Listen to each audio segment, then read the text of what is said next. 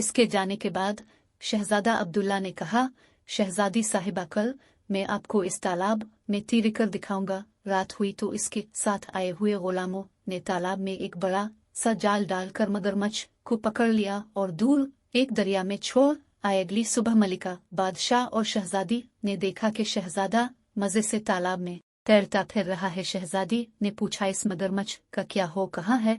इसे मैंने पकड़वा कर दरिया में छुड़वा दिया है। आपकी पहली शर्त में ने पूरी कर दी है। मुझे उम्मीद है कि आप इस बात पर एतराज नहीं करेंगी कि मैंने मगरमच्छ को दरिया में क्यों छुड़वाया। आपकी शर्त सिर्फ दरिया में नहाने की थी, मगरमच्छ से लड़ना नहीं। शहजादे ने तालाब से बाहर आते हुए कहा। मलिका ने ये बात हैरानी से सुनी। बादशाह मुस्कुरा रहा था। शहजादी ने कहा, बिल्कुल ठीक शहजादे, अब पहली शर्त जीत चुके हैं।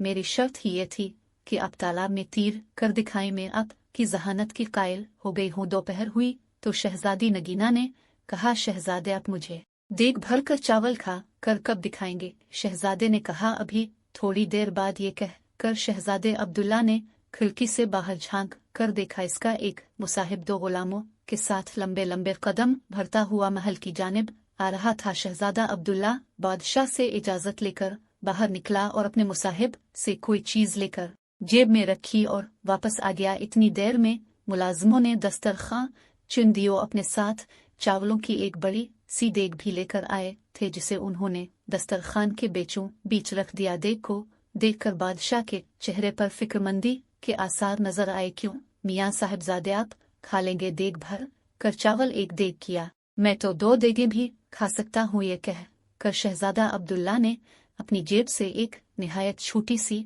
धाती देग निकाली, जो इसके मुलाजिम बाजार से खास तौर से बनवाकर लाए थे। इसने इसे चावलों से भरा और शहजादी नगीना के सामने पूरी देग चट कर गया। शहजादी साहिबा, आपकी दूसरी शर्त भी पूरी हो गई है। मैंने देग भर कर चावल खा लिए हैं। इसकी बात सुनकर शहजादी नगीना हंस हंस कर लूटपोट हो गई। बादशाह ने मलिका से कहा, बेगम अब अपनी बेटी की शादी की तैयारियां शुरू कर दो। मुझे तो यूं लग रहा है कि ये शहजादे मियाँ तो सोते हुए घोड़े पर भी सवारी करके दिखा देंगे। शाम को बादशाह, मलिका और शहजादी नगीना अपने बाग में चहलकदमी कर रहे थे। अचानक उन्होंने शहजादा अब्दुल्ला को एक घोड़े के साथ आते देखो। करीब आया तो बादशाह हैरत से बोला, अब्दुल्ला बेटे, ये घोड़ा लिए कहाँ फिर रहे हो? शहजादा अब्दुल्ला ने बड़े फखर से बताया, ये घोड़ा निहायत कीमती है, मैं इसे मंडी से खरीद कर ला रहा हूँ। उसके मालिक ने मुझे बताया था कि यह हातिम ताई की घोड़ों की नस्ल से है। इसका तो मैंने एक बड़ा अच्छा सा नाम भी रख लिया है।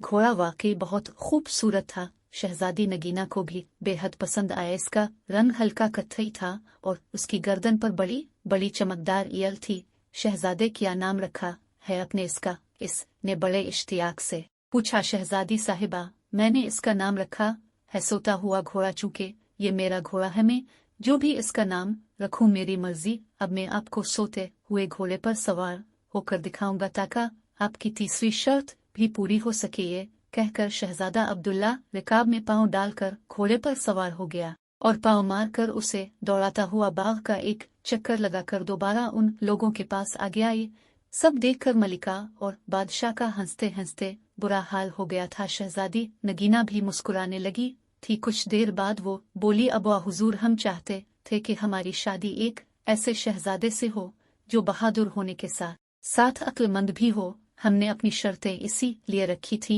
कि उन्हें पूरा करने वाले की जहानत का इम्तिहान हो सके। खुदा का शुक्र है कि हमें ऐसा शहजादा मिल गया है। इसकी बात सुनकर बादशाह और मलिका ने सिक का सांस लिया। थोड़े दिनों के बाद दोनों की खूब धूमधाम से शादी हो गई और वो दोनों हंसी खुशी जिंदगी गुजारने लगे।